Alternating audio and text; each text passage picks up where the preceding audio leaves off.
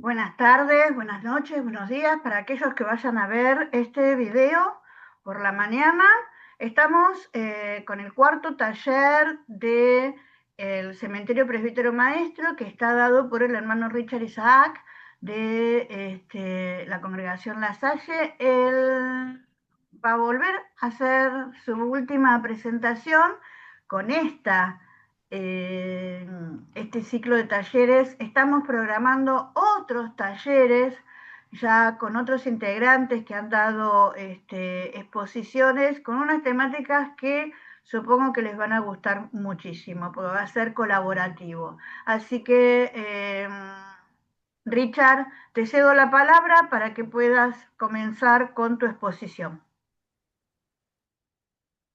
Muy bien, muy buenas tardes con todos nuevamente encontrarnos aquí en esta comunidad de formación y que busca también la protección, el cuidado, el resguardo, el vínculo que tenemos con el patrimonio y en este caso el patrimonio cultural funerario. Hoy estamos en el último taller de este ciclo de talleres sobre el Museo Cementerio Presbítero Matías Maestro de Lima, Perú. Y en el primer taller, recordemos, estuvimos viendo tumbas y magnicidios presidenciales, que justamente es uno de las temáticas que ofrece el Museo Presbítero Maestro. En el segundo taller tuvimos el cuartel San Joaquín, Historias y Leyendas, un lugar que también forma parte del patrimonio con el conocido y antiguo cementerio laico, hoy, mejor dicho, cuartel San Joaquín. Y el miércoles pasado estuvimos con esculturas italianas con Tadolini, don Enrico Tadolini, algunas esculturas que evidencian su presencia en el presbítero maestro y lo propio con esculturas que van en la tónica o en el estilo de Giulio Monteverde. Esta vez tenemos la propuesta quizás como síntesis de todas estas presentaciones, epitafio célebre, simbología. Y vamos a comenzar justamente haciendo una nueva mirada, quizás un poco distinta, del Museo Cementerio Presbítero Matías Maestro. Así que vamos a iniciar entonces con este recorrido. Bien, nuevamente recordar que el Museo Cementerio Presbítero Matías Maestro tiene 217 años de existencia, fundado un 31 de mayo de 1808. Así que en este aniversario que este año justamente han conmemorado y que juntos entendemos esto no solo como una celebración, sino como un compromiso eh, con el patrimonio que resguarda este museo cementerio. Y como veíamos también a últimas veces, este es un mapa actual, digamos, que más o menos nos da la ubicación de lo que es el presbítero en cuanto a su infraestructura. Tenemos ahí lo que decíamos también, la puerta 4 que es la construcción más antigua. El bloque que ustedes ven, a diferencia de la fotografía que está al costado, obviamente ha habido cambios y procesos que justamente hoy también vamos a ver en algunas cuestiones. Esta es una carroza fúnebre en lo que esta es la antigua avenida del cementerio o al Panteón, hoy Girón Ancash, entre las cuadras 16, 17 y 18. Las carrozas fúnebres que decíamos que ingresaban por esta zona dando la vuelta por el óvalo del Ángel, ¿no? Para ingresar hacia la puerta 4 que originalmente fue la puerta principal de este museo. Otras fotografías que dan cuenta de cómo estas carrozas fúnebres acompañaban o se direccionaban hacia el ingreso de la puerta principal que tiene este grabado que ven al costado, donde estaba la antigua capilla y que hoy pues existe en su posición un baldaquino, ¿no? Que luego lo vamos a ver. Bueno, esta fotografía también la vimos como que nos hacía el recuerdo de lo que comprendía la estructura antigua de, el presbítero maestro. Aquí en la inscripción de la Beneficencia Pública de Lima, beneficencia con los vivos y muertos. Recordemos que cuando se crea el cementerio, se inaugura, la beneficencia no existía como tal.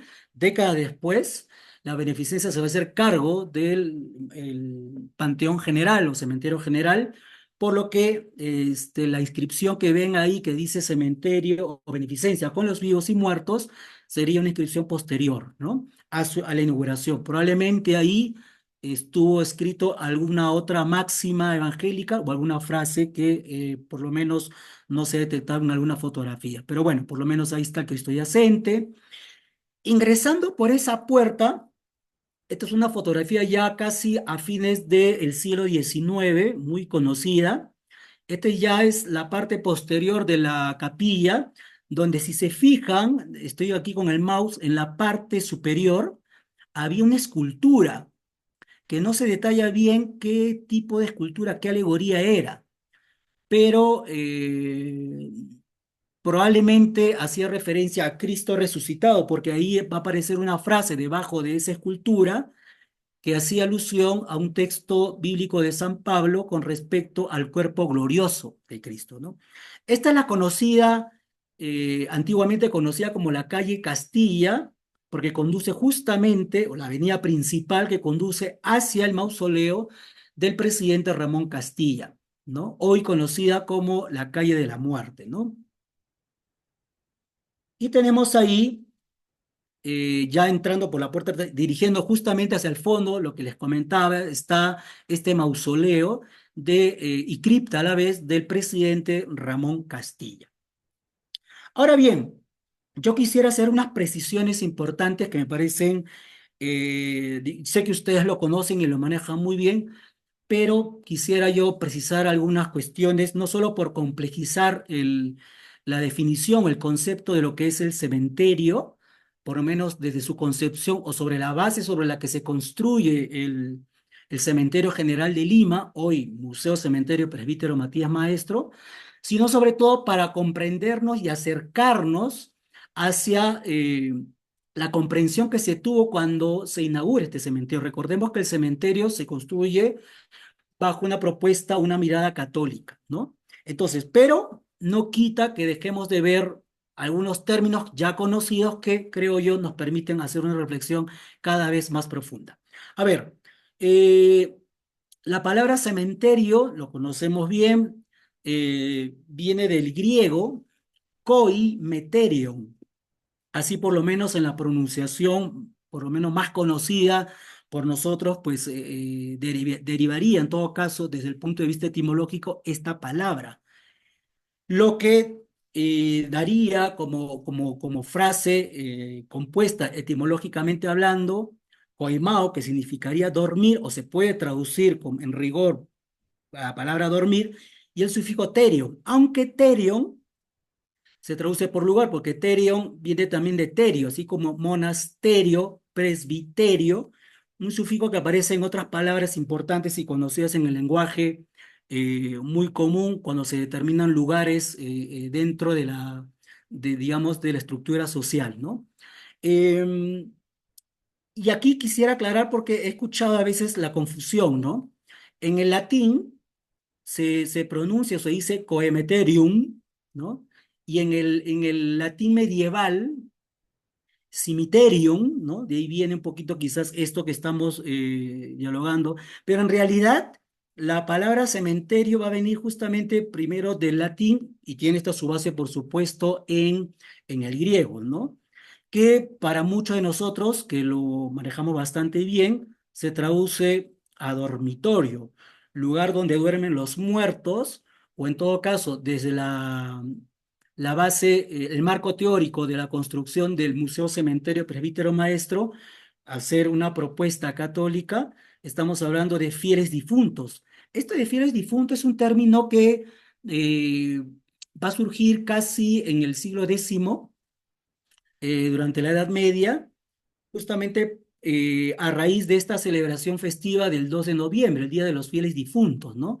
Estamos hablando de los fieles a la fe, a una religión en particular, pero se entiende que estamos hablando también de los muertos. Y aquí quisiera hacer una precisión. Dentro de la gramática del griego, para la doctora, una profesora mía que tuve en la universidad hace muchos años, Ana Gisper, para ella, por ejemplo, en la palabra koimeterium, que es el griego, tiene ahí un diptongo, que es las primeras vocales o, i, ¿no? Que es una abierta y una cerrada. Por lo que la pronunciación debería ser quimiterion, ¿no? Más que coimeterion, ¿no? Estamos hablando del griego como tal. Bueno, esta es una, digamos, una reflexión de una etimóloga que más o menos, quizás yendo en rigor con el abecedario griego, nos permite quizá aproximarnos mejor a la esencia y el corazón de esta palabra, ¿no? Recordemos que aquí en el alfabeto griego, por ejemplo, el OI, el O no es el omega que conocemos, sino es la vocal Omicron, y la I no es la Y, sino que es la iota. No, yo sé que no tenemos aquí el alfabeto griego a la mano, pero sí nos permite quizás entender un poco la gramática en su origen, ¿no? De ahí, por ejemplo, que se entienda que quimiterion venga doble cementerio o quimiterion y como en italiano también se pronuncia, cimitero, ¿no? Bueno, son cuestiones que quizás no pretendo complejizar, pero sí simplemente lo planteo como una alternativa para la reflexión, ¿no? Y para investigar más y profundizar más, ¿no? Esa es un poco la idea, ¿no? Bueno, sigamos en todo caso. Lo que están viendo ustedes a continuación es un cuadro muy hermoso, conocida como las tres mujeres de la caridad o las tres caridades. Es un cuadro que se encuentra en el local de la Beneficencia Pública de Lima, aquí en Perú, y es un cuadro que está en la sala principal. Seguramente los guías lo recuerdan. Está en la sala principal hacia el fondo. Es un bonito cuadro donde la Sociedad de Beneficencia Pública de Lima, fechado para el 17 de agosto de 1923, decide cambiar el nombre de Cementerio General a Cementerio Presbítero Matías Maestro, en honor a tan distinguido personaje que se encargó de su diseño y administración, porque Matías Maestro no solo fue un presbítero,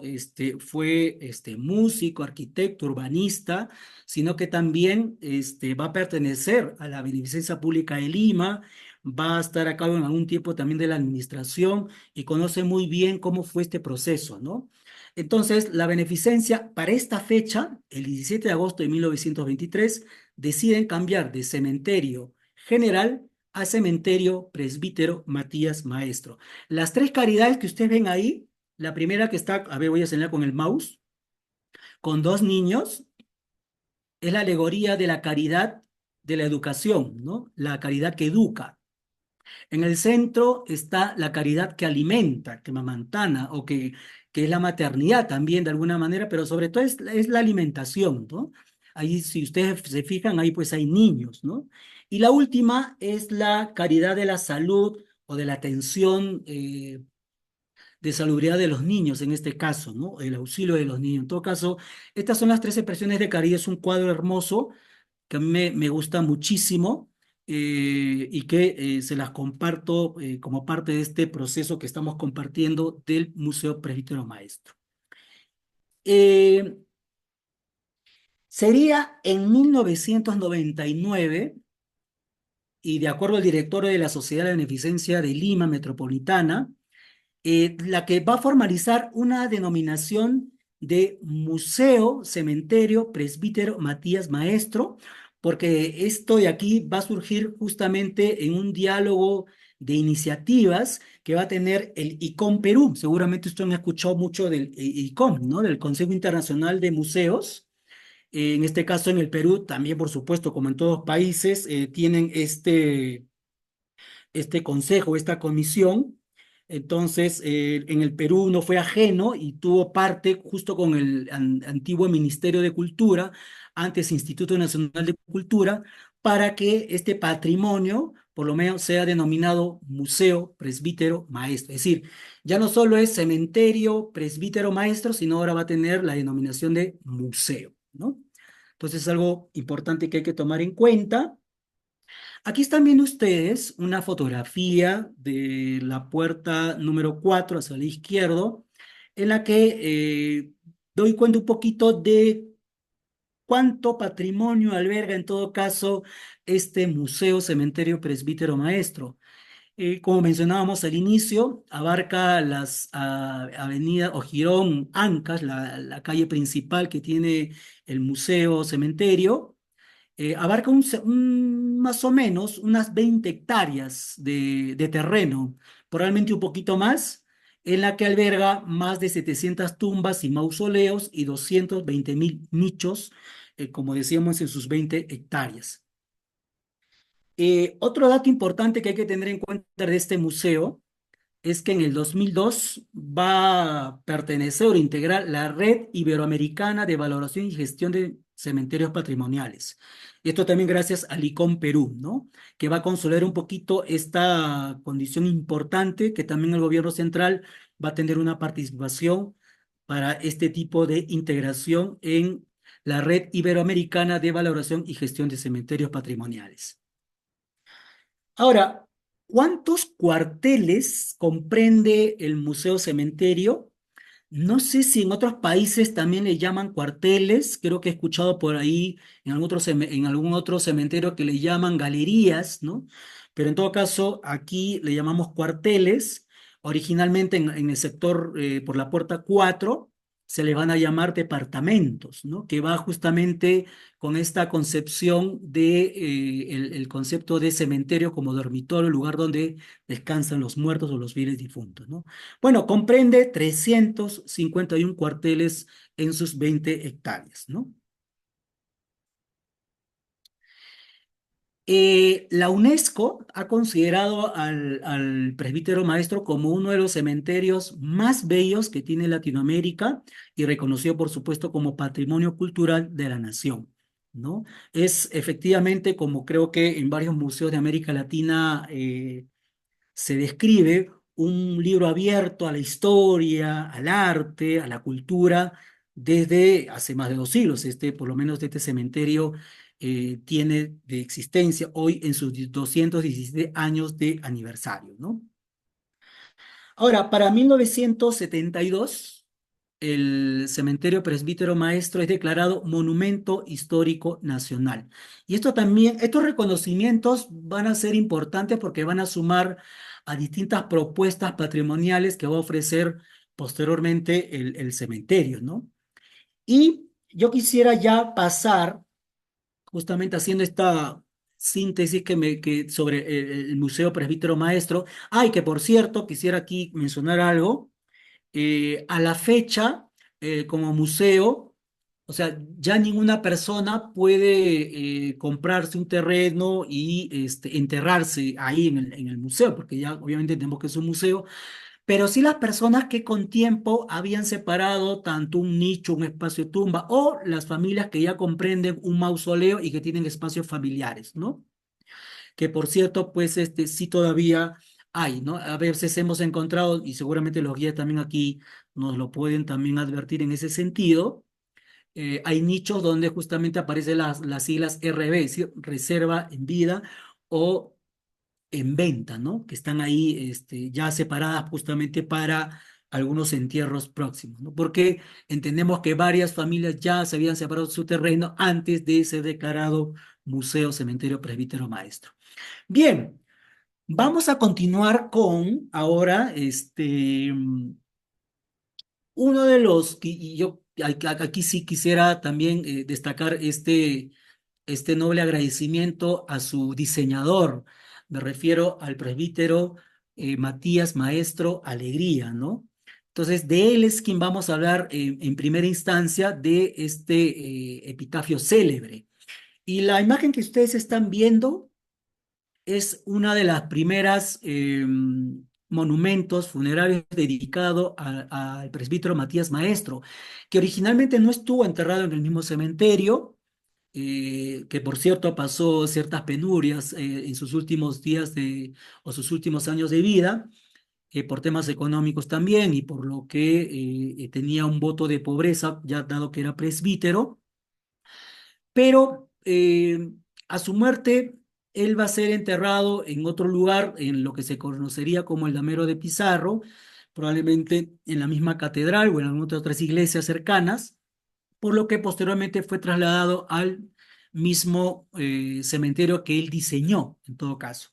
Y lo que ustedes están viendo aquí es este suntuoso monumento realizado eh, en 1857, el 1 de septiembre, donde van a ser ubicados sus restos y que posteriormente sus restos van a peregrinar con el paso del tiempo a distintos lugares, ¿no?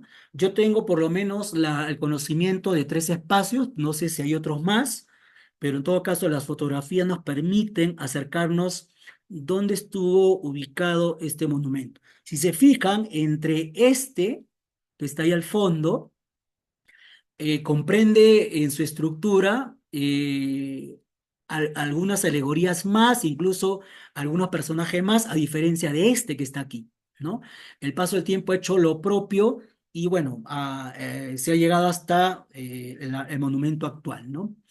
Pero lo cierto es que el monumento actual ha sido movido un poco más cercana a la puerta 4, a diferencia de la que estaba al fondo, está más cerca y está detrás de lo que sería hoy el baldaquino, lugar donde estuvo la antigua capilla, o donde estuvo también, y en la actualidad también está, el Cristo yacente.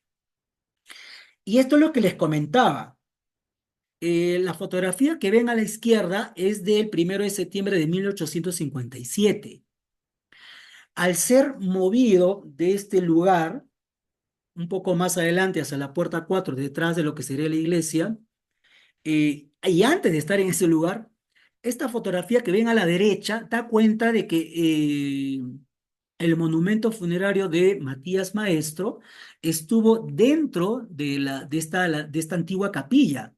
Esta fotografía no es mía, es de Lima la Única, le pertenece a la investigación que hizo nuestro gran amigo David Pino, que es investigador y conocedor de las tradiciones limeñas, que alguna vez creo que ha dado una ponencia por acá también. Es un investigador muy bueno, muy conocido aquí en el Perú, sobre todo en Lima, y él pues ha publicado en su página oficial esta fotografía que ven del monumento de Matías Maestro, ya sin las esculturas que acompañan a 1857, ni tampoco el diseño que está sobre la base de esta escultura. Y otro dato importante que hay que tener en cuenta, cuando ya se ubica detrás del baldaquino, que ahora lo vamos a ver en otra fotografía quizá más ampliada, nótese aquí que la escultura del ángel de la fe, porque ese es el ángel de la fe, el que daba la bienvenida también después del baldaquino, donde estuvo la antigua iglesia, daba la bienvenida a todos los visitantes cuando ingresaban por la puerta principal, que antes fue la puerta 4. Y si nos fijamos, el ángel de la fe, para ese momento, antes de 1998, que fue su restauración, había sufrido pues algunas fisuras y algunas pérdidas de algunos atributos que tenía este ángel de la fe. Como por ejemplo, si se fijan, la parte superior de la cruz pues no la tenía, y parte del dedo que está señalando hacia el cielo, como aludiendo a estas imágenes de psicopompos, estos guías de almas, tampoco, ¿no? El dedo estaba pues partido, ¿no? Pero después de su restauración, como ustedes están viendo, pues ya tiene la cruz completa y el dedo ya completo, y aparte de otros acabados y pulidos que se ha hecho a este ángel de la fe, ¿no? Y ahora, finalmente es una fotografía ya actual donde podemos ver este ángel de la fe sobre el epitafio y esta gran construcción, esta base, donde pues se nos va a expresar más o menos quién fue el doctor, mejor dicho, don Matías Maestro, el presbítero Matías Maestro Alegría. Y menciona, por ejemplo, que aquí se ha hecho también una interesante trilogía de estas virtudes teologales, que sería en este caso el ángel de la fe, y la escultura que ven hacia el lado izquierdo, la esperanza, y hacia el lado derecho, a la caridad, como siempre representada con unos niños, un niño en brazos y otro al costado también de esta mujer. Entonces, estas 3 esculturas también, cuando uno va por la puerta 4, pues nos da la acogida, la recepción, la bienvenida a este museo. Y esta es una fotografía que quizás nos permite ubicarnos mejor. Si entramos por la puerta 4, donde estuvo la antigua iglesia, donde estaba el Cristo yacente, y que hasta el día de hoy está ahí, si se fijan, en la parte superior ya se convirtió en esto un baldaquino, que las primeras décadas del siglo XX fue cambiado para esta nueva estructura por temas de los terremotos que ya había, también por fisuras y la antigüedad que también tenía, ya meritaba un cambio. Bueno, lo cierto es que ya ahí se pone el título que ven ahí, Museo Presbítero Maestro, y voy a marcar con un cuadradito, no sé si se ve ahí está el Ángel de la Fe, donde está enterrado actualmente el presbítero Matías Maestro Alegría, ¿no? Y vamos a ver un poco su epitafio, qué nos dice, ¿no? A ver. Dice aquí el epitafio: el presbítero don Matías Maestro Alegría, su nombre completo, nació en Vizcaya, en España, el día 24 de febrero de 1766. Murió en Lima el día 9 de enero de 1835. Concibió y ejecutó este cementerio en el año de 1808. Ruega al Todopoderoso que la sociedad de beneficencia que consagra este recuerdo de gratitud a tu memoria siga constantemente tus venerandas huellas. Y debajo las siglas RIP, que se traducen por Requiescat in Pace, es decir, descansa en paz.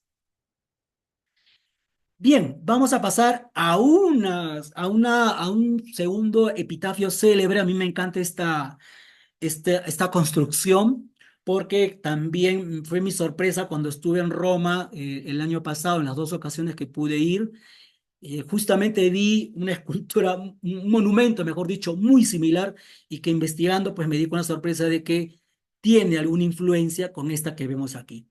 Este es en todo caso el, el mausoleo del doctor Manuel Osvaldo Tamayo Müller. Ese es el nombre completo de este doctor, que murió bastante joven y que posteriormente pues se le edificó este mausoleo, digamos, tiempo después a su muerte, ¿no? Pero vamos a ver en detalle, primero conocer quién fue este doctor Manuel Osvaldo Tamayo Müller, que nació en 1878 y va a morir el 20 de junio de 1909, ¿no? Esta recorte, digamos, no es periodístico, es la revista Variedades de esa fecha, y da cuenta un poco aquí del enterramiento que tuvo el doctor Manuel Tamayo, como también lo conocemos en el presbítero maestro.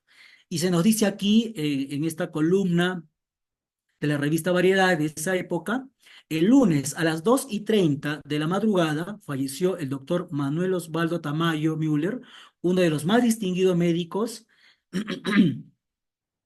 eh, el elemento joven profesional que tuvo porque él fue médico. Fallece el doctor Tamayo en los mejores años de su vida y de su carrera, cuando ya sus dometirísimos, que le habían deparado un amplio horizonte, cuando sus conocimientos y espíritu y aptitudes, perdón, le señalaban un puesto de preferencia en su profesión. Su fallecimiento ha sido profundamente sentido. Si se fijan en la fotografía, la primera fotografía que está en la parte superior, estoy señalando con el mouse, es la puerta número 3, que da dirección hacia la cripta de los héroes. Y la fotografía que ven al costado es uno de los cuarteles que está justamente cercano donde está actualmente su mausoleo. Es decir, primero fue ubicado en un nicho temporalmente y luego fue trasladado hacia este mausoleo en construcción, que tiene aproximadamente entre 6 y 7 metros de altura, ¿no? Probablemente un poquito más, pero en todo caso vamos a ver un detalle. Y aquí quisiera que veamos esto. Eh, para que noten un poco la influencia arquitectónica, artística, cultural, patrimonial que tiene este mausoleo del doctor Manuel Tamayo. Eh, y tiene un antecedente, por no decir otros antecedentes o varios antecedentes. En primer lugar, recuérdese que el boom de los descubrimientos de la cultura egipcia, de sus monumentos y de todo tipo de arquitectura, fue realmente de gran impacto para la cultura, y no solo también para la cultura, sino para también la comprensión de la vida y de la muerte, de tal manera que muchos aspectos alegóricos, simbólicos, códigos, van a ser incorporados dentro de lo que sería una comprensión artística del siglo XIX. Y por ejemplo, lo que estamos viendo en primera vista es el templo de Endur, que está en Nubia, cerca del Nilo, en Egipto, y que data de el año 15 antes de Cristo, ¿no? En la actualidad, este monumento se encuentra en un museo estadounidense para justamente ser conservado y ser custodiado, pero hay otros que siguen todavía muy conocidos ahí en Egipto, por lo que sería el antecedente de el siguiente que están viendo ahí en pantalla, que es el mausoleo de la familia Estuardo, que se ubica en la Basílica de San Pedro y que fue edificado en 1819. Esta es obra del escultor, que hemos mencionado también algo en la charla anterior, de Antonio Cánova, ¿no? De una, digamos, visión de una estructura más neoclásica en realidad, ¿no? Entonces, si se fijan, la estructura que tiene esta, cuando yo la vi en la Basílica de San Pedro, pues fue mi sorpresa porque dije, reconozco este tipo de escultura, ¿no? O este tipo de monumento funerario, que en la realidad es un cenotafio, ¿no? Porque no están ahí enterrados actualmente esta generación de los Estuardo. Pero pasemos ahora en todo caso al que tenemos en el presbítero maestro, este monumento funerario, este mausoleo dedicado al doctor Manuel Otamayo, ¿no?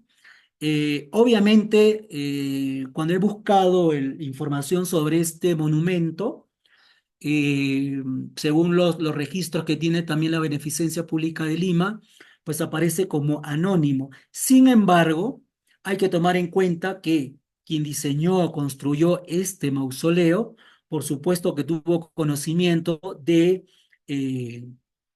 las estructuras anteriores, ¿no? La visión, digamos, de influencia de Cánova, ¿no?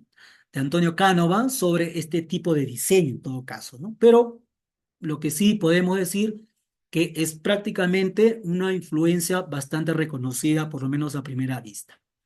Vayamos en todo caso a ver ya algunas cuestiones simbólicas y también el epitafio propio que comprende este mausoleo, que por cierto, en la parte posterior comprende una cripta también. A ver, vamos a ver. Primero, en la parte superior están estas conocidas como acróteras, ¿no? Que son este tipo de pedestal y estructura que se ubican en los lados superiores y a veces inferiores de alguna estructura de este tipo, ¿no? La vamos a encontrar en varios lugares, ¿no? Después tenemos ahí el crismón, que ya lo conocemos, es muy conocido. En la superposición del nombre de Cristo en griego, es un cristograma, pero aquí yo quisiera añadir una cuestión más, y es que también puede estar haciendo referencia a lo que se conocía también como la Pax Christi, ¿no? La paz de Cristo, ¿no? Que aparece también en muchos códigos funerarios, acompañados con lo que hoy conocemos como el crismón, ¿no?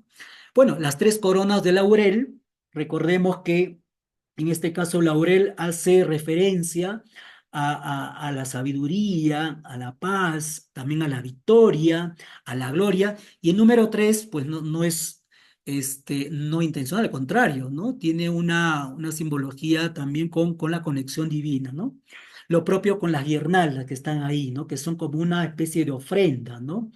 Una ofrenda y una victoria sobre el mal y una conexión con lo divino. También hace referencia a lo honorífico que tuvo por lo menos esta persona, ¿no? En el caso del doctor Manuel Otamayo, ¿no? Ahí están las guirnaldas. Fecha de nacimiento es la información que por lo menos está en esta gran estructura se nos ofrece, ¿no? 27 de enero de 1878, si no me fijo bien, y el 20 de junio de 1909 es cuando fallece el doctor Manuel Otamayo, ¿no? Justo los guías en algún momento nos compartían en las varias visitas que nos han hecho y cuando nos explican sobre este mausoleo, él había fallecido de una enfermedad lamentablemente a corta, incluso antes de contraer matrimonio, ¿no? Una muerte bastante inesperada, ¿no? Impronta.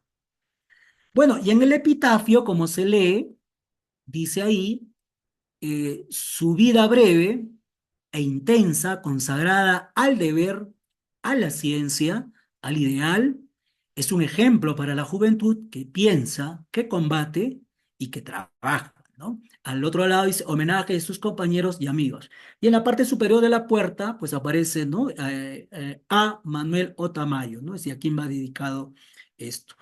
Lo que estamos viendo, digamos, quizás de manera ya estructural, la plataforma, la base, está hecha toda de mármol, luego lo que viene ya es una construcción en piedra, y la parte superior rematada, donde está el crismón y las acróteras, son ya también de mármol, ¿no? Eh, el ángel que ustedes ven ahí, que como veíamos anteriormente, en el caso de la construcción de Antonio Cánova, de la familia Estuardo, pues habían dos ángeles, ¿no? Con antorchas invertidas. En este caso hay un ángel que se puede, para algunos, como para el caso la doctora Alba Choque, que es una también especialista en historia del arte, eh, como una aproximación a la comprensión de este ángel, estaríamos ante un ángel que custodia, ¿no? Un ángel doliente que custodia justamente la entrada principal del mausoleo del doctor Manuel Otamayo. Y vamos a acercarnos más con detalle a esta parte también simbólica y que acompaña a los atributos que tiene este ángel. Un ángel quizás con semidesnudo, pero cubierto también en la parte de los genitales con estos atributos que estamos viendo aquí. Y si nos fijamos, pues estamos ante la vara de Esculapio, ¿no? Y las hojas de olivo que están ahí acompañadas. Am, Algunos también lo conocen como el bastón de Asclepio, ¿no? Pero dependiendo de qué visión estamos hablando, si es griega o romana. Pero en todo caso, de acuerdo a la construcción, podríamos estar frente a lo que se denomina la vara de Esculapio, ¿no? Que en todo caso es el símbolo de la medicina, ¿no? De la renovación de la vida, del rejuvenecimiento, ¿no? El rostro, también doliente, en actitud doliente, de este ángel, a quien algunos, como les mencionaba, historiadores del arte, pues también lo describen como el ángel custodio oferente, mejor dicho, ¿no? Porque está como una especie de ofrendando estos símbolos, estas alegorías que estamos viendo ahí, como el caso de eh, la vara de Esculapio y las hojas de olivo, ¿no? Y la postura en la que está el ángel, pues da cuenta un poco de no solamente una cuestión reverencial quizás, pero sí como un camino, un paso hacia la puerta, ¿no? Y aquí otras precisiones quizás que conviene ver. La puerta también está cargada de bastantes símbolos. Alguna vez en las guías que nos han ofrecido los guías del cementerio presbítero maestro, la señora Sara, la señora Wendy, que son guías oficiales, junto con la señora Cecilia, Aldo y otros guías que están por ahí, pues siempre nos explican que, por ejemplo, en la puerta también hay mucha carga simbólica, ¿no? Y ahí, por ejemplo, están las siglas, ¿no? Ahí integradas de Manuel Otamayo M, la O y la T, ¿no? Como que indicando ante quién estamos, ¿no? Ante quién es esta tumba en todo caso. Y también una precisión que en los pequeños que no se notaba en realidad de cerca, sino es que los guías me permiten hacer este acercamiento cuando en una de las visitas pues hacían la explicación de este mausoleo. Efectivamente, en la puerta, en varios de estos decoraciones pequeñas, circulares que están ahí, pues está este uruboro.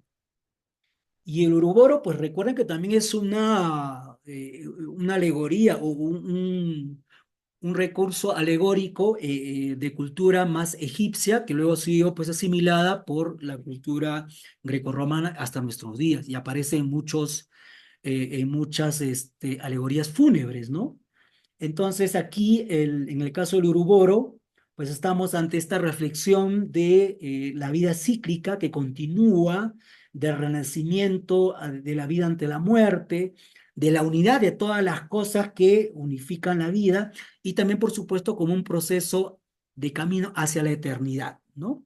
Bueno, y si cuando ustedes vayan al presbítero Matías Maestro, por la puerta número 3 que nos dirige a la cripta de los héroes, ahí voy a marcar con un cuadradito, no sé si se ve, hay un cuadradito ahí, donde está ubicado este mausoleo. Es decir, uno ingresa por la puerta 3, se curvea la parte derecha del mausoleo, mejor de la cripta de los héroes, que en realidad también, más que cripta, para algunos esto sería más un mausoleo, ¿no? Pero bueno, eso es otro tema que en otro momento quizás se pueda conversar.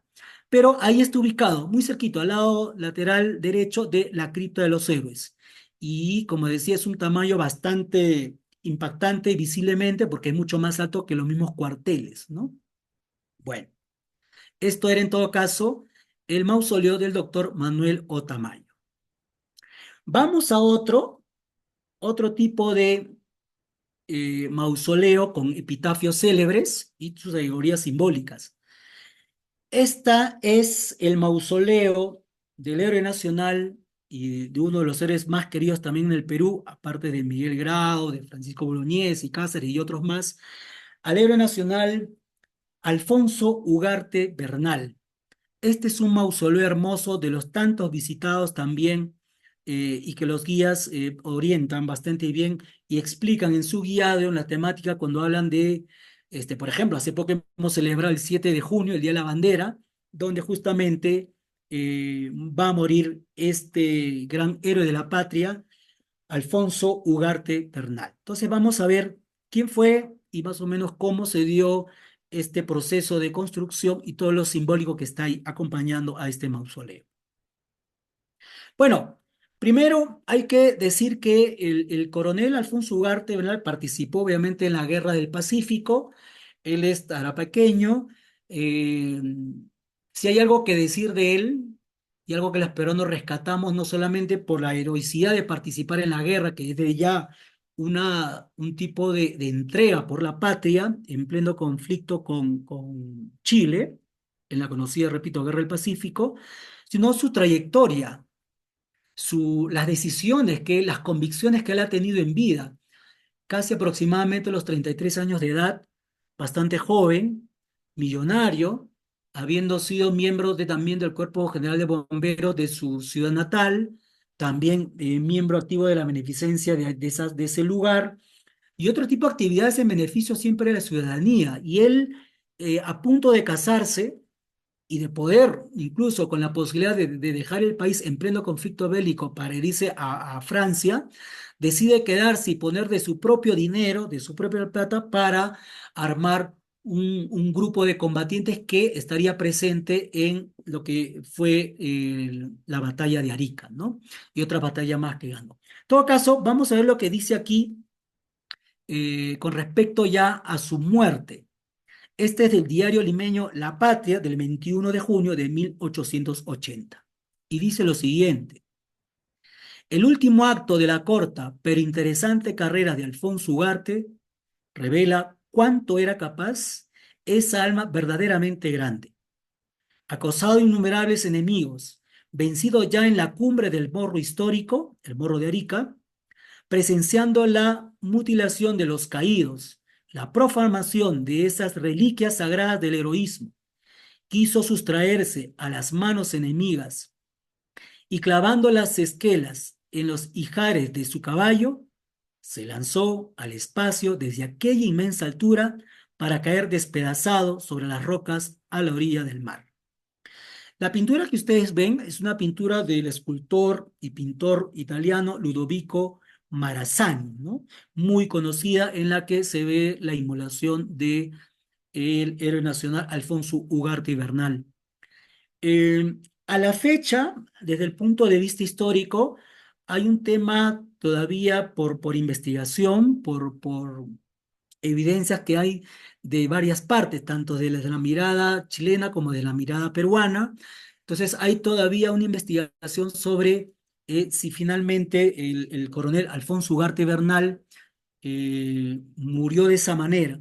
Pero lo cierto y los documentos de la época por lo menos dan cuenta de cómo ha sido su muerte, inmolándose por la patria, ¿no? Y morir justamente lo que hoy celebramos como Día de la Bandera, el 7 de junio de 1880. Don Jorge Basadre dice algo muy interesante y que es loable de acuerdo a la vida completa, no solamente del acto eh, de inmolación de Alfonso Ugarte. Don Jorge Basadre en su libro Historia de la República del Perú dice, uno de los del tomo 8 o 9 si no me equivoco, Alfonso Ugarte, el millonario de Tarapacá, se lanzó simbólicamente con su caballo a la inmensidad mucho antes del 7 de junio de 1880, ¿no? Es decir, su heroicidad no está solamente en el acto inmolatorio, sino sobre todo en todo el proceso de vida que ha tenido en bien y su compromiso con la patria.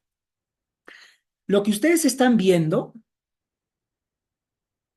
es un molde y la escultura, el lado A es el molde y el lado B es la escultura que se ubica en el monumento dedicado a Francisco Bolognesi, justamente ubicado en la Plaza Bolognesi de Lima, que fue inaugurado el 5 de noviembre de 1905. Es obra del escultor Agustín Querol. Y en la parte abasamentada que tiene este monumento, aparece, y si alguno quizás se ha ido por la Plaza Bolognesi, está este diseño escultórico, donde se ve a Alfonso Ugarte eh, al pie del morro con el caballo, obviamente destrozado, ¿no? Y se supone que es más o menos como lo habrían encontrado después que su madre mandara y pagar ella misma la búsqueda de su hijo al pie del morro, ¿no?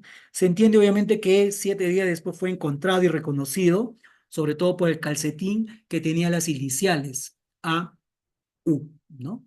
Su madre, por supuesto, y quienes estuvieron a cargo de esta comitiva, pues lo reconocieron inmediatamente y es cuando así eh, recuperan digamos, el cuerpo mortuorio de Alfonso Ugarte Bernal.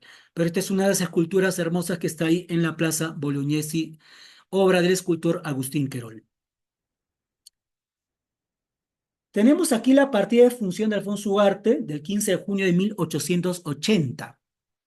Eh, Dice aquí en la parroquia de San Marcos, el infranscrito, es decir, el vicario y el párroco José Diego Chávez, dice, certifica que en el libro de entierros, que empieza en los años 1875 y termina en 1895, a foja 59, se registra la siguiente partida, que copia la letra es como sigue.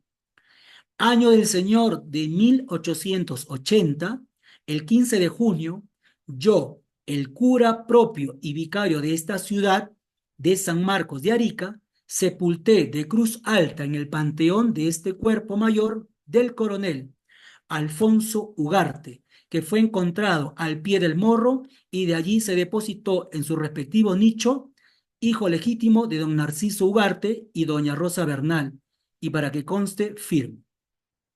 La foto que ustedes ven es una foto de los años 20 del antiguo cementerio que se ubicaba en Arica, donde fue enterrado en todo caso Alfonso Ugarte en un primer momento cerca a su padre, ¿no?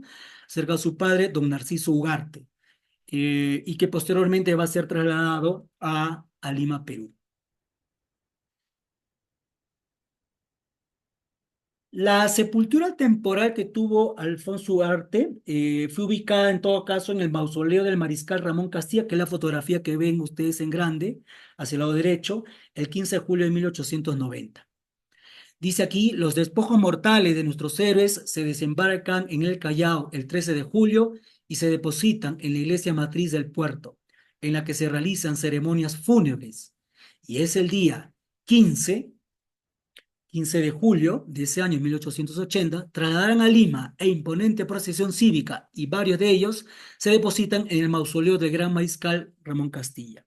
Y en el periódico titulado El Diario del 16 de julio de 1890 dice lo siguiente: el ataúd del coronel Alfonso Ugarte fue conducido en hombros hasta el mausoleo del mariscal Castilla, por los caballeros tarapaqueños, Timoteo y Teófilo Mendizábal, Carlos Ardiles e Ildefonso Loaiza.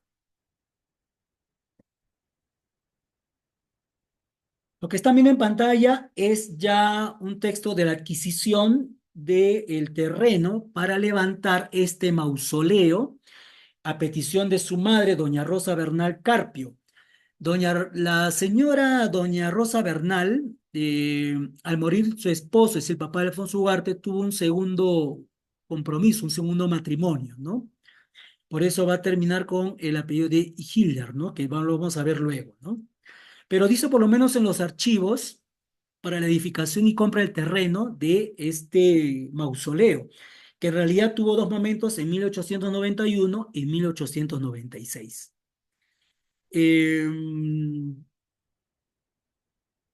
Dice aquí, el doctor Teodomiro Agadea, en representación de la señora Rosa Bernal de Hindler, residente en Barcelona, España, porque ella se encontraba allá, adquirió el 7 de noviembre de 1896 los 28 metros adicionales a los 6 metros adquiridos en el año 91 en el cementerio general para levantar el mausoleo del coronel Alfonso Ugarte Bernal, que sucumbió heroicamente en Arica durante la última guerra nacional. Así consta en el libro denominado Decretos de la Dirección de la Beneficencia Pública de Lima, iniciado el 10 de agosto de 1896.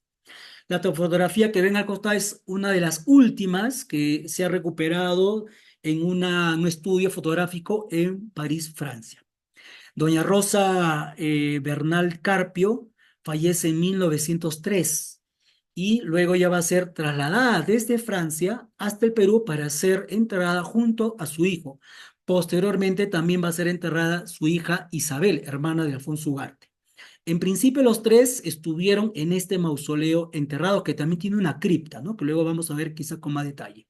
Aquí lo que están viendo es una fotografía de la época, cómo era este mausoleo en su primer momento, por lo menos en 1905, y en la revista Ilustrada de 1905 aparece esta portada, ¿no? Donde aparece varios arreglos florales, justamente a propósito de la muerte de doña Rosa Bernal, ¿no? La mamá de Alfonso Ugarte.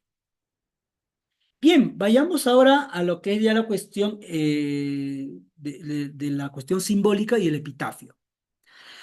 Bueno, aquí también en este monumento, en este mausoleo, estamos viendo las acróteras, lo mismo que aparecían en otros monumentos funerarios, el crismón rodeado de la corona de laurel, ¿no? Otra vez ahí aparece el crismón. Tenemos las cruces treboladas que están aquí debajo de lo que sería este catafalco, una especie de catafalco. Aparecen unas cruces treboladas. Y el epitafio que está ahí debajo, en grande, se lee lo siguiente. Restos de Alfonso Ugarte, muerto heroicamente en el Morro de Arica el 7 de junio de 1880. Su inconsolable madre le dedica este monumento. Y ahí tenemos estas columnas, que me parece más son corintias, pero bueno, en todo caso son estas columnas que sostienen este catafalco. Y debajo es interesante ver estos detalles que son como olas de mar, que están acá, porque se entiende que él, al morir despeñado, justamente se lanza hacia el abismo, donde justamente después del morro seguía el mar, ¿no? Por eso aparecen estas especie de olas de mar que están justamente debajo de este monumento funerario dedicado a Alfonso Ugarte Bernal. Y la doliente, que en realidad mide casi 2,5 metros, sería la representación alegórica de la propia madre, es decir, la doña Rosa Bernal, ¿no? En su mano de la izquierda estamos viendo que tiene una rama de laurel, ¿no? Y como ya decíamos, el laurel simboliza la victoria, la gloria, la sabiduría, la paz, ¿no? Estas fotografías quizás de cerca nos permiten ver incluso el rostro, si ven ahí el ojo ojeroso, ¿no? Del llanto, del dolor, ¿no? Del sufrimiento por la muerte del coronel Alfonso Ugarte Bernal. Esta construcción es obviamente, como aparece ahí en la parte la plataforma baja de J. Campeny, traídas desde Barcelona, España, ¿no? Se han traído por partes y se hizo el armado ya aquí en el cementerio, ¿no?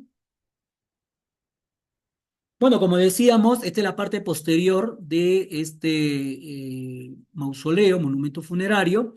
Ahí también aparecen las acróteras y el alfa y omega, el principio y el fin, rodeado por esta corona de laurel.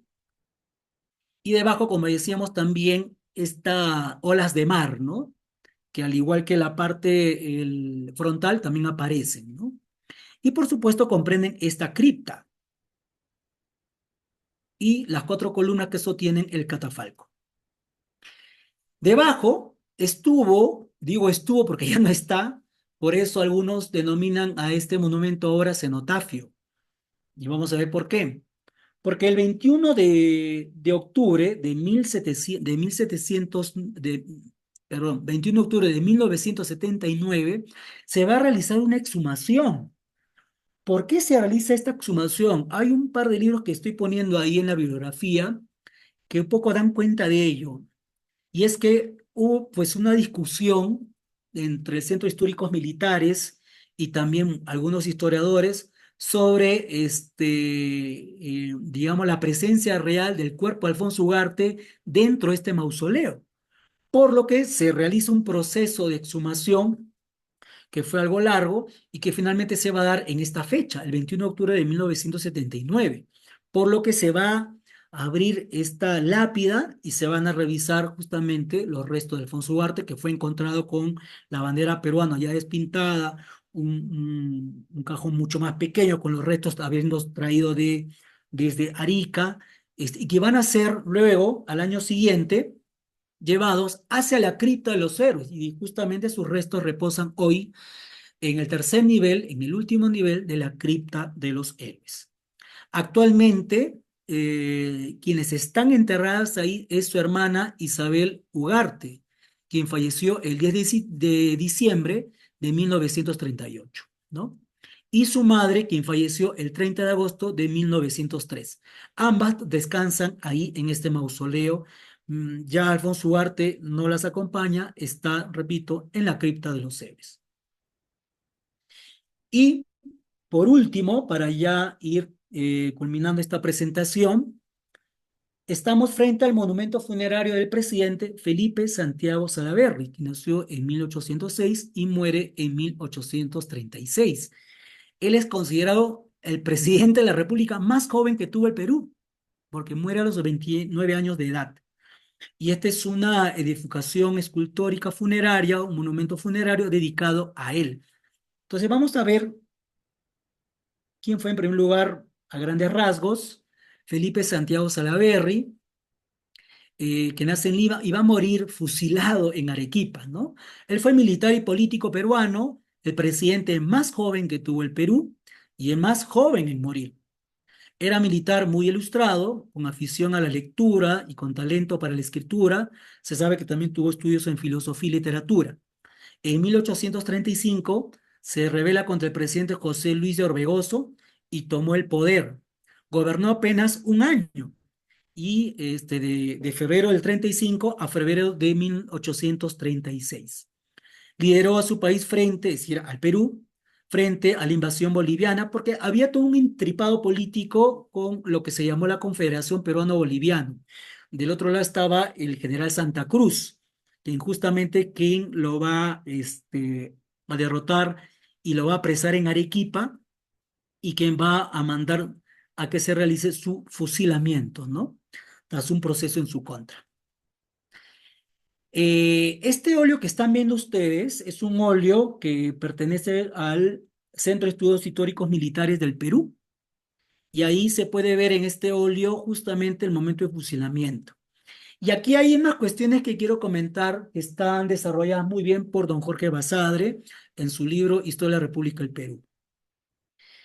Él fue condenado a fusilamiento con otros mandos oficiales de alto rango también, y cuando se reivindica los disparos para el fusilamiento, todos caen eh, menos el presidente general Felipe Santiago Salaverry.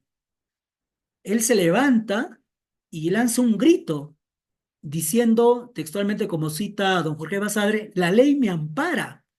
¿Qué decía la ley en ese tiempo? Que si al ser fusilado sobrevive o vive, podía quedar libre en libertad.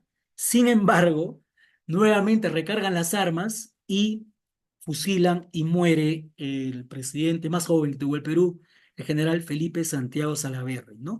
Y en este óleo ustedes ven ahí como eh, Santiago Salaverry, pues ahí indicando, ¿no? En esta famosa frase de la ley me ampara. Se sabe que antes de ser fusilado pidió 3 folios. Uno para escribir un testamento personal, un segundo folio, una carta a su esposa y finalmente un último folio como protesta ante América por la ejecución que está habiendo, que era injusta para él, ¿no?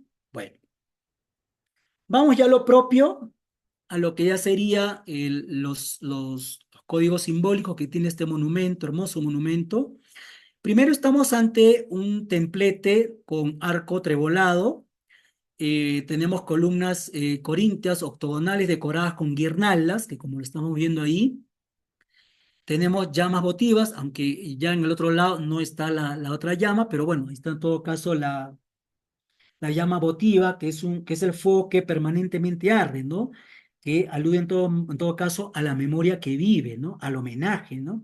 A la lucha por la libertad que aún vive, ¿no? Y arde en el corazón, en este caso, de los peruanos, ¿no? Bueno, también en la parte superior aparece una paloma con corona de flores y ya describiendo un poco la escultura del presidente más joven que tuvo el Perú, Felipe Santiago Salaverry, pues está de traje militar con charreteras, fajín y espada de cinto, apoyada su mano derecha en un pedestal, ¿no? Y porta un pergamino desplegado. La otra mano se apoya en la guarda de la espalda, ¿no? De la espada, perdón. Y aquí detalles quizás más precisos también de la parte abasamentada eh, que tiene este templete, ¿no? A ver, primero estamos presenciando una alegoría muy conocida, el conocido reloj de arena alado, el conocido Tempus Fugit. Yo he puesto aquí entre paréntesis también la clepsidra alada.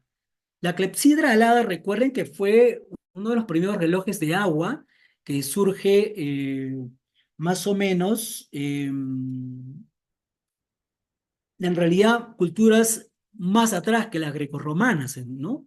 Y que estas, digamos, clepsidras van a tener un proceso, ¿no? Sobre el tema del tiempo. Y aquí, pues, podemos estar ante, digamos, varias maneras de comprender este símbolo, ¿no? Por un lado, por el conocido como el tempo subri, que es el paso del tiempo, o el tiempo que pasa, ¿no? La fugacidad de la vida, lo inevitable de la muerte, lo que sería el memento mori también, la existencia humana efímera, ¿no? Para otros, el tiempo o el alma del difunto que vuela hacia la divinidad, ¿no? Y en el centro también está, pues ustedes ven encerrado ahí el Uruboro, que ya hemos mencionado y que estaba también en el mausoleo del doctor Manuel Tamayo, ¿no? Después están estas guirnaldas que también rodean un poco código funerario importante. Eh, lo que yo sí quisiera quizás aquí, a manera quizás de reflexión media filosófica también quizás.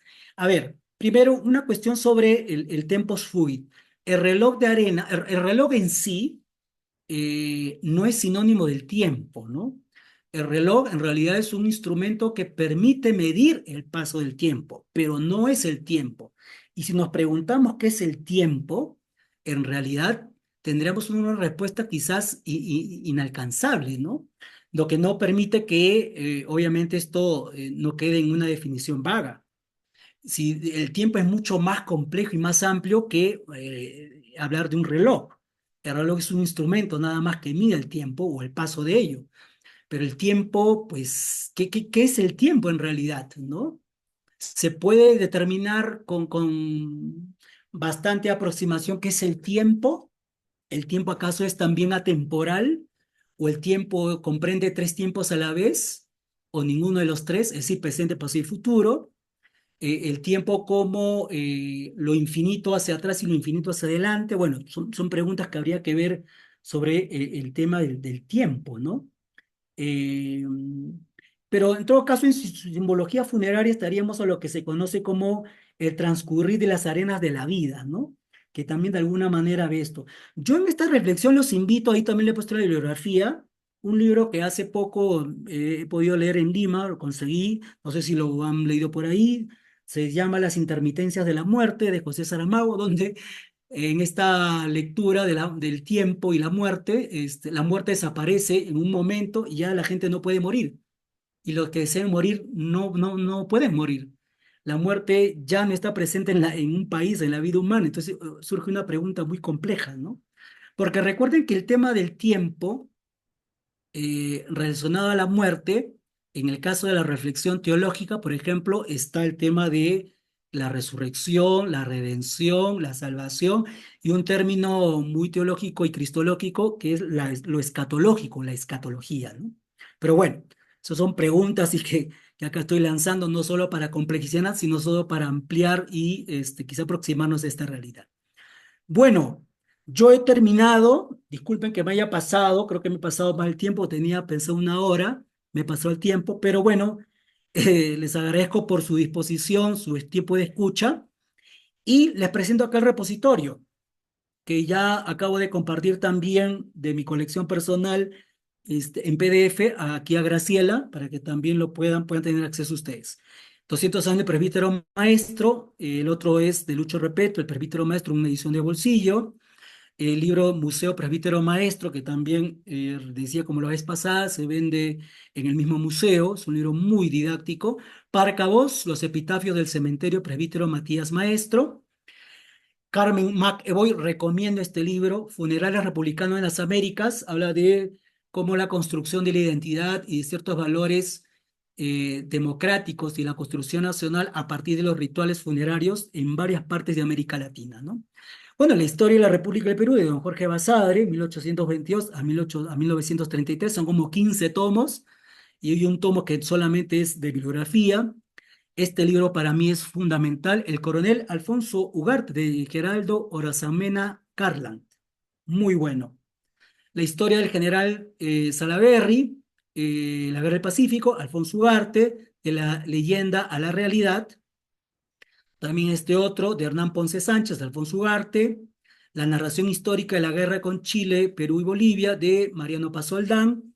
Luego, El coronel Francisco Bolognesi y la expansión, el expansionismo chileno, ¿no? De Gustavo Pons Musso. Muy, muy buenos estos libros. Y este que les recomiendo, que es una literatura muy buena, que a mí me ha causado un conflicto cognitivo y reflexión sobre la muerte y la ausencia de ella, de José Saramago, Las intermitencias de la muerte, ¿no?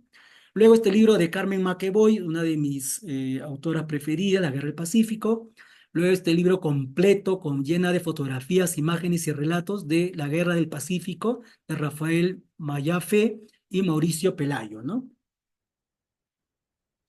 Y luego estos tres libros que también son importantes, seguro los conocen, el gran libro de las mitologías, el diccionario de símbolos de Eduardo Sidlot, la mitología de la A a la Z, ¿no? Es una enciclopedia muy, muy buena que la tengo acá y siempre la consulto. Bueno, estos diccionarios que los he propuesto alguna vez también, etimológicos, si les sirve por ahí, sobre todo a mí me gusta mucho el de Corominas, que es bastante básico para entender y aproximarnos un poquito a la etimología griega. Revista Variedad, la revista Mundial y también este tipo de revistas que dan cuenta de varios episodios que he comentado aquí. Bueno, lo propio de siempre, Archivo General de la Nación y la Biblioteca Nacional del Perú. Muy bien, muchísimas gracias. Ha sido un gusto estar con ustedes. Gracias por su tiempo, a Graciela por el tiempo en estas 4 charlas que hemos estado juntos. Y bueno, conmigo será hasta una próxima oportunidad. Y gracias por todo y estar atentos a sus comentarios y al enriquecimiento que ustedes puedan hacer, sobre todo a los guías de la beneficencia pública que conocen probablemente hasta más que yo. Muchísimas gracias. Bueno, hermano Richard, excelente, realmente muy completo, me encantó la primera parte, que nos recordaste cómo era el cementerio, cómo se fue formando, bueno, la figura de Matías Maestro Alegría. realmente es bellísimo. Me encantaría algún día poder ir a Perú. Bueno, te mandan saludos desde Facebook. Desde Facebook hubo bastante gente viéndonos hoy. Desde Bolivia, Isa Vallejos, Moy Orozco desde México, Verónica Seco de Argentina, Mónica Flores dice, qué hermoso taller hoy, opino lo mismo. Bueno, ahí te está saludando Daniel Peluas, que también estamos tratando con Lisandro Orlo que ustedes puedan hacer una disertación conjunta. Viviana Fernández también.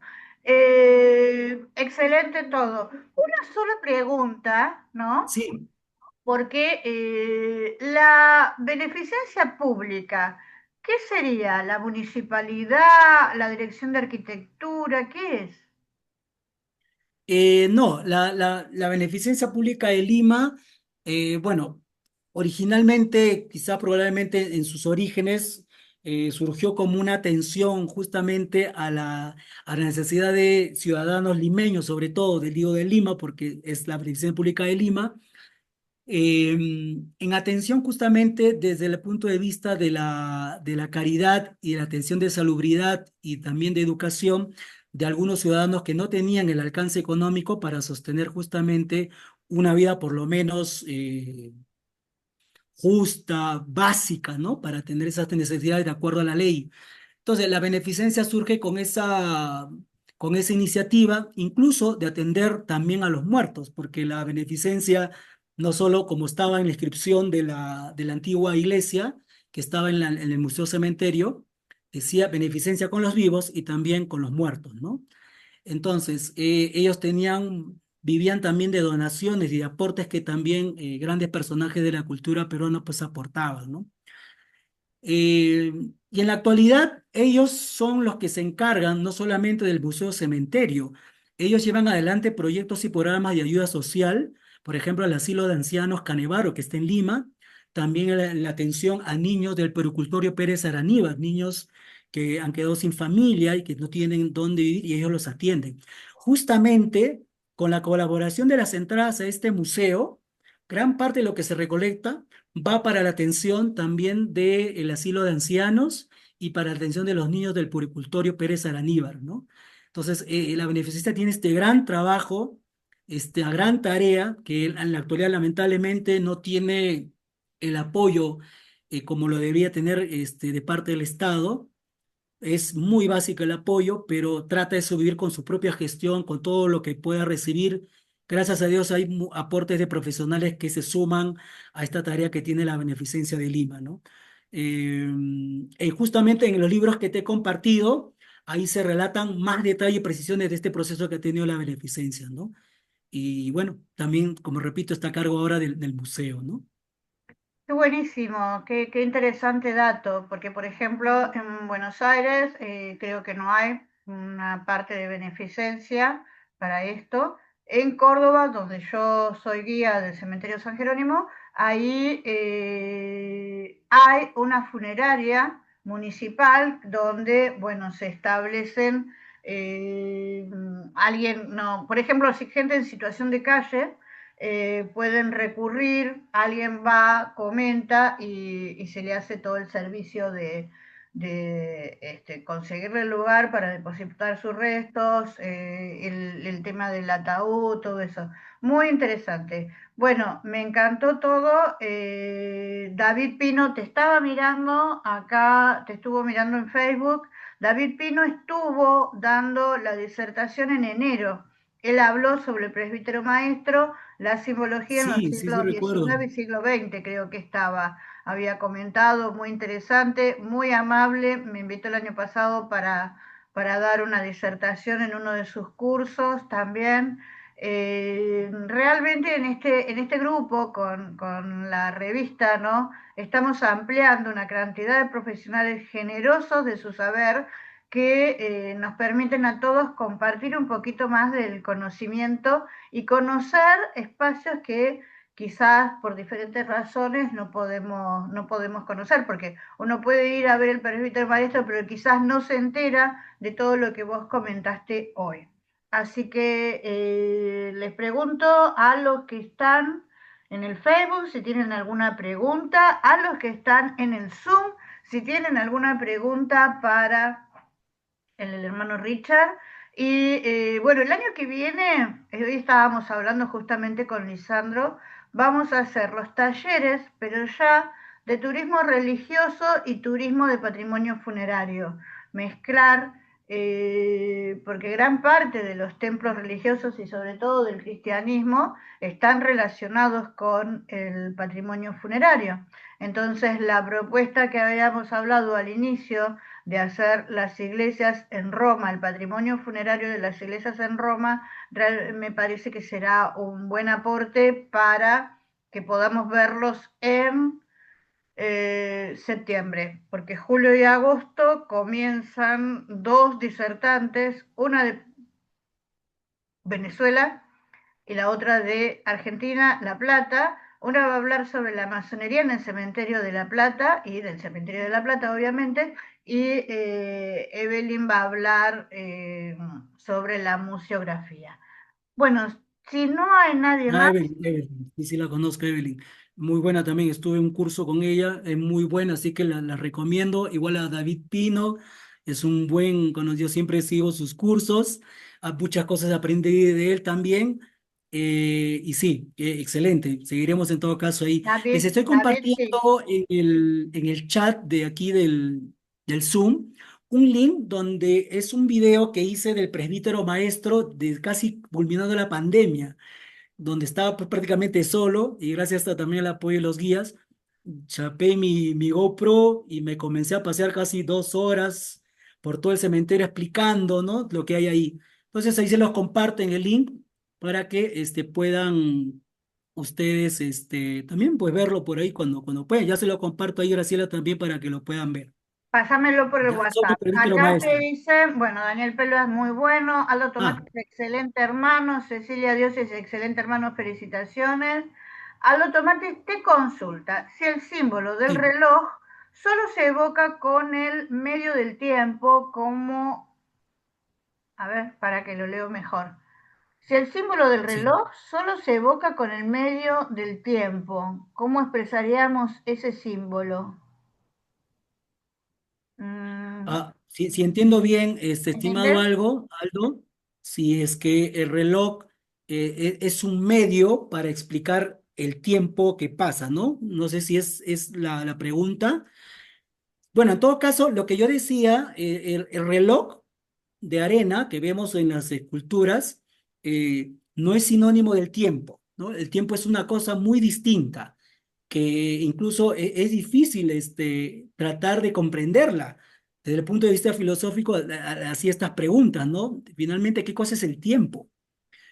Para los griegos, bueno, con el cronos, el tiempo lineal, histórico, el tiempo incaico, por ejemplo, es circular, ¿no? Casi muy igual a los egipcios. El futuro está atrás, no adelante, ¿no? Hay cuestiones sobre la medición del tiempo que quizás lo simbólico solo nos aproxima a un tipo de realidad, ¿no? Pero aquí sí quisiera como que aclarar ese tema, ¿no? El reloj solo es un instrumento que mide, que nos permite determinar el paso del tiempo, pero no es el tiempo, ¿no? En teología hablamos de el kairos, que es el tiempo oportuno de Dios, ¿no? Que es otro término muy conocido. Pero en la simbología funeraria, el reloj de arena, el tempo subit, obviamente estábamos hablando de lo efímero de la vida, el tiempo fugaz o el alma del fallecido que se está elevando a la divinidad, bueno, entre otras cosas más que podríamos decir, ¿no? Pero pues habría que ver cómo se entiende esto, porque incluso, como me sonaba ahí, las clepsidras, que eran el término que se usaba siglos atrás, antes de hablar del tempus fugit, ¿no? Que era la medida del tiempo a partir del agua, ¿no? Que es otro tema más complejo. Pero bueno, ya será tema de diálogo y discusión para otro momento. Vamos a volver a hacer con otros disertantes otra sesión de simbología, porque la que hicimos entre diciembre y enero abarcamos como una introducción, como algo muy básico, pero la simbología dentro de lo que es lo funerario está muy condicionada, ¿no? Influenciada por diferentes costumbres también. No es lo mismo lo que le puede simbolizar a una tribu en África que lo que le puede simbolizar a alguien en Latinoamérica o en Europa. Si bien la muerte es la misma, la simbolización es diferente. Los que siguen el zoroastrismo, ellos creen en el ciclo de la vida. Entonces ellos creen que el consumir ese cuerpo va favoreciendo el tema de la vida. O sea, eso es una parte muy interesante que, bueno, estos talleres nos permiten dar una introducción sobre los cementerios, conociendo los cementerios y a partir de los cementerios, con esta simbología que vos estabas mencionando, poder abarcar otros temas. Uno de mis propósitos para un futuro es, bueno, que todos podamos decir, bueno, hoy vamos a hablar del tiempo. ¿Qué entendemos por el tiempo? Y hacemos un debate ordenado para hablar del tiempo, o sea, proponer, vamos a hablar dentro de un mes del tiempo. Bueno, cada uno buscará, vamos a dar una bibliografía que pueda acompañar eso y después tratar de encontrar, no la verdad, sino por lo menos colocar las distintas posturas también. Lo mismo con esto de el preservar. Yo leo y todo el mundo me dice en diferentes localidades de Córdoba, provincias de Argentina, países de Latinoamérica y también en Europa. Lo que cuesta que la gente se saque el miedo, la parte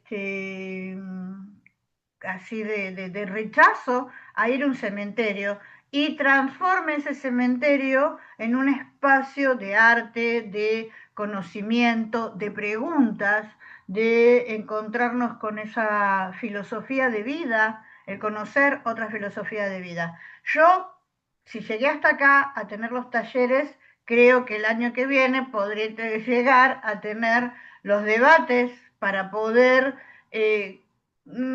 entusiasmar a la parte pública. A veces la parte pública también tiene que ayudar al sector privado para que podamos preservar ese patrimonio. Yo creo que ustedes con el presbítero maestro me parece que están un poco más adelantados dentro de Latinoamérica, ¿o me equivoco? Sí, yo algo que he notado en varios países y en Europa también, y que gracias a Dios el presbítero y los guías han sabido leer bastante bien, es el tema de la atención patrimonial, no solo con adultos, sino con niños y jóvenes. Y algo que me alegra muchísimo es que el presbítero maestro atiende constantemente a muchos colegios. Muchos colegios van de visita en grandes grupos, niños y jóvenes, tanto de la educación básica primaria como la secundaria.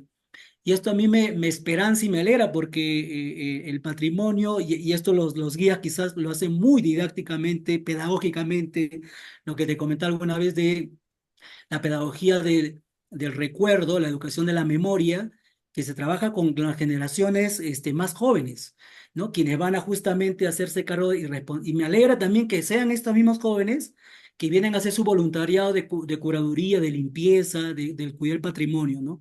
Entonces, algo que yo sí felicito y saludo lo que hacen ahí los guías en el presbítero maestro. No he visto esto en otros países, probablemente algunos cementerios lo hagan también, creo que en México también algo realizan, entonces sí me parece importante este público que atender, ¿no?